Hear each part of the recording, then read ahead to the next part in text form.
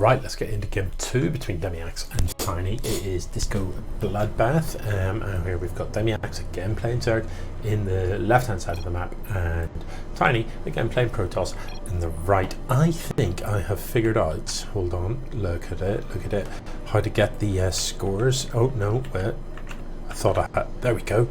How to set the scores so they're correct. It is indeed a best of 3, and the score is currently 1 to Demiax and 0 to Tiny.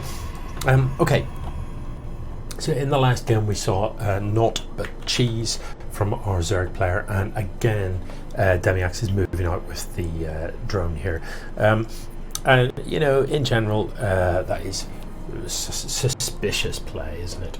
There are drones in production at home, there is a pool before hatchery at home.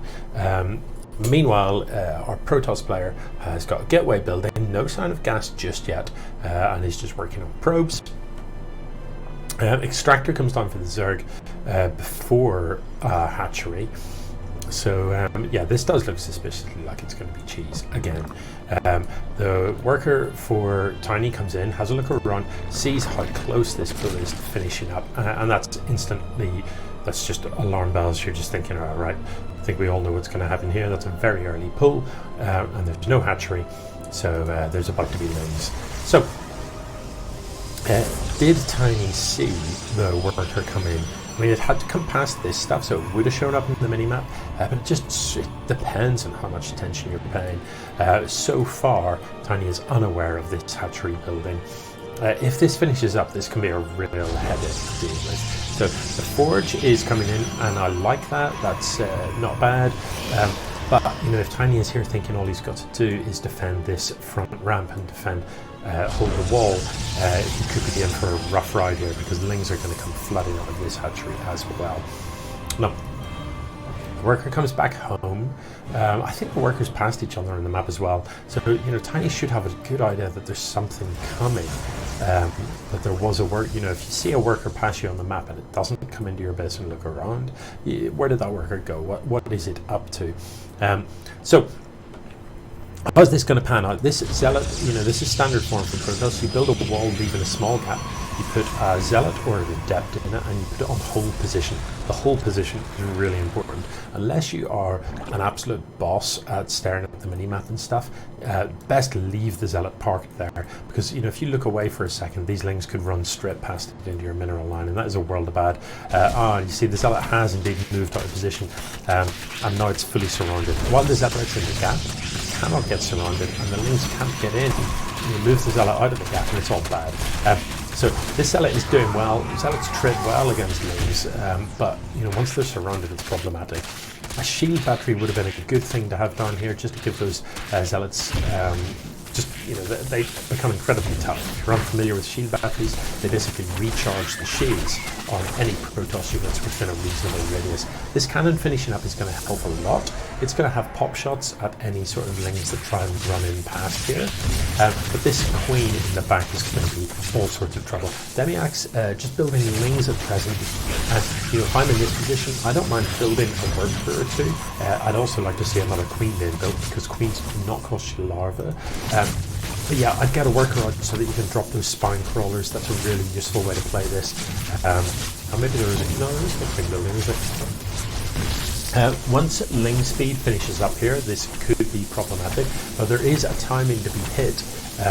When this hatchery, if and when it goes down, Zerg buildings, when they die, sort of release a flood of little broodlings. And you know, if you time it right, you attack just as the broodlings come out. But again, Tiny, you know, you've got nothing in the gap here. Plug this gap, please, because these lings are just going to run in, and well, they should have run in and run past the cannon, but they don't need to be fighting the cannon. I don't know, is this, it does look like it's going to be a hold. The cannon is doing serious work here. It's got 9-10 kills, and just holds on. It isn't quite dead. The Zealots are cleaning stuff up over here. There's a lot of dead stuff. There's a lot of Zerg blood on the ground. This hatchery is so close to dead. Nothing further is going to come out of it. And please, Tiny, please plug this gap. Put the Zealot on hold. So 9 workers mining, 11 workers total are sort of still standing for Tiny. Meanwhile, 12 workers total for Demiax. So here we are. 4-5 minutes into the game, and things have kind of stabilized. Arguably, you would say Tiny's a little bit ahead, you know, so that slight worker difference, yeah, sure, there's a small worker difference, but tech-wise, Tiny is doing better. The side core is finished. There is a forge that can be used for upgrades and stuff. There's 2 gateways for production. So the hatchery comes down from Demiax, and if you're Tiny, what are you thinking? What are the minerals like? Not fantastic. So a couple of options here. You counter, you march across the map with a bunch of whatever that you can churn out, and you hope for the best, that your opponent's economy is not that good. But information would be really useful here. You see, if these zealots are on hold command, they would slay this. See the shield battery just recharging stuff? So these zealots are never going to die. The cannon in the back doing damage. Only a couple of links are fighting at a time.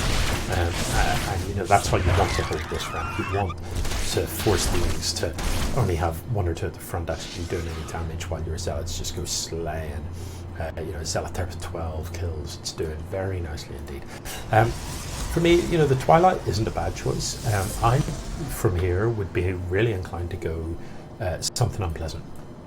I know that my opponent's tech isn't where it should be, so I would be inclined to, perhaps, it's going to be a charge block push, but I'd be inclined to either rush DTs or throw it on Stargate and get across the map with an Oracle and just do some drone damage, because you know, with the start that your opponent did, you know that they're going to be way behind in terms of where they should be. So any drones you can kill is an absolute bonus.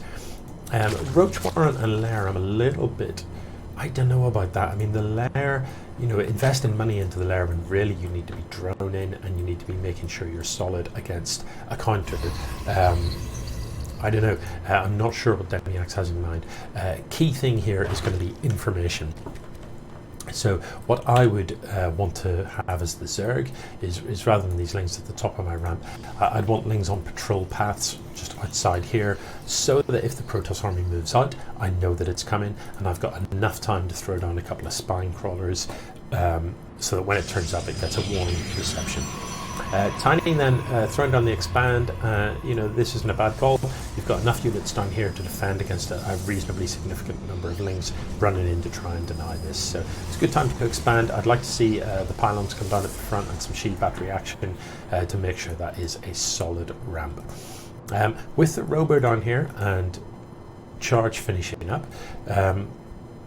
another solid option here for Tiny would be to build another couple of gateways, send a warp prism across the map, and just send some charge lots into the mineral line to try and get some economic damage done. What you don't want is to leave the Zerg alone for the next 5 minutes, because a Zerg can recover really quite quickly. Zerg can recover faster than any other race. You know, they can just hold down the D button and very, very quickly have 3 saturated bases, much quicker than much quicker than Protoss, much quicker than Terrans. So, with that in mind, when you know your Zerg opponent has opened the way Demiax has here, the last thing you want to do is then just leave them to their own devices. You need to keep pressure on them. You need to keep hitting that advantage that you've got.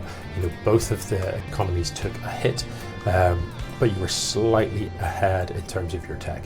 Of course, I know that, but how much vision has Tiny got of his opponent's base? It hasn't been in there for a long time. And you know, that would be a #1 criticism here. Get something across the map and have a look around. Doesn't matter what it is, send a worker if you have to. Ideally, you know, how you off for gas, you've got tons, no you don't, sorry, I was looking at the wrong bit. You've got enough gas to have sentries on the map, you know, a sentry with a hallucinated phoenix or something like that. But you need something on the other side of the map. You need to know what your opponent is up to. As it happens, Demiax is transitioning into roaches, and we can see that there are a lot of roaches. So let's have a peek. In fact, there are 14 roaches on the map there, and 6 lings. So, you know, a reasonably substantial force. But with that said, Tiny has got, where is it? Has got an immortal. And with charge on these zealots and stalkers at the back, you know, this army will actually do pretty well against roaches. Immortals absolutely pound out damage, so they do a lot of damage to armored stuff, and they themselves are very, very tough. So these, with the second immortal coming out, you know, a couple of immortals in the mix against roaches is exactly what you want to have. Is there roach speed? I can't quite remember. There is. It looks like there's a +1 missile attack and +1 melee attack as well for the Zerg. There's +1 ground attack for the Protoss as well. So this is the Hydralisk Den. So it looks like we're going to see a pretty sort of Heart of the Swarm style Zerg pack from Demiax with sort of Roach Hydra marching across the map. And that's, you know, that is a pretty tough army to deal with. As the Zerg, you do need to position your stuff reasonably. There's no speed upgrade yet for these Hydras, so they're moving pretty slow, and I don't think there's a range upgrade for the Hydras yet. Those are useful upgrades, but the way you want this engagement to go, you want the roaches at the front because they're tough. Hydras are squishy, but they do quite a lot of damage, so you want the Hydras at the back with their long range shooting over the top of your roaches. Let's see how this engagement goes. I think the Protoss just wins it. I would like to see, there we go, Guardian Shield popping up. You know, these sentries are spellcasters, so the Guardian Shield makes quite a lot of difference to the damage done by these ranged units. There is another 2 immortals coming down, but to be honest, the Protoss just wins this fight. Would have been nice if we could have saved that other immortal, pulling it back. These 2 guys carrying gas have no idea what they're doing. They're just mucking about. So it looks like Tiny's going to pull the trigger and send his units across the map. But I don't know. You know, you don't have that much stuff left over. I think personally I'd have been inclined to wait until I had a prism out so that I can reinforce that stuff. But you might be able to get a snipe on this hatchery before the Zerg is able to reinforce and push you back. What you don't want is to fight in this segmented way. You know, these Hydras, look how much damage they're doing over here. But if you have all your units together, these Hydras get nothing done, they just die. Try not to lose units like sentries. Sentries cost a lot of gas. See, there's too many Hydras. You need to, I think you need to just back up here because the Zerg is just going to keep on holding on and keep on cranking out these units. And real danger of just losing everything here if you don't run. I think it's, well, yeah, I think a little bit too late. So I think that was a little ambitious, I think, from Tiny to try and push across the map there. I think, you know, when you find the hatchery, maybe snipe the hatchery and then run home, possibly a recall to get you back home, I don't know, but a snipe and run I would have preferred to see rather than try and stand and fight.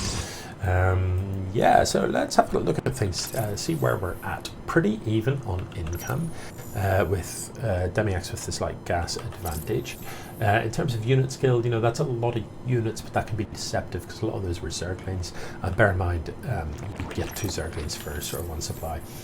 The army supply is heavily in favor of Demiax right now. So we can expect, although these are a lot of Hydra, and Hydras do substantial amounts of damage, but they're squishy. So Templar Archives are here.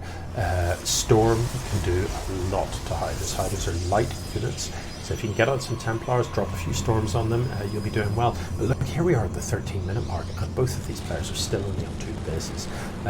You know, don't forget that macro. Look, Demiax isn't even making workers, only 2 bases and no workers in production. The men almost mined out, only 8 workers there. The natural not even saturated. The same is true over here. You know, workers need transferred here. The natural is only now getting close to saturation. Could do with a shield battery here to help this hold.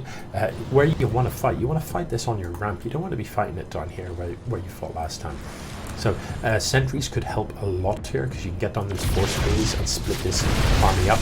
These immortals are just going to do an awful lot of damage so long as the zealots can keep these Hydras back, which is what you want happening. You want the zealots basically reaching, and that is a shame.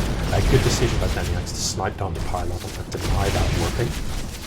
Now these guys, you know, run this up the ramp quickly and get a quick recharge from the shield battery and then get it back into the fray. This one, again, try not to lose those immortals. They're long kill time immortals. This immortal is going to be one-shotting those more damaged Hydras. You know, they need reinforcement, they need something with them. These Hydras are going to go to town on this worker line.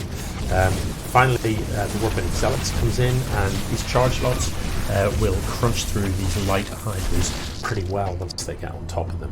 So another hold, but oh my goodness, this is hard work, isn't it? Shield batteries at the front here are going to help a huge amount. You know, fighting within range of shield batteries just makes Protoss broken, and that's what you want if you're the Protoss player.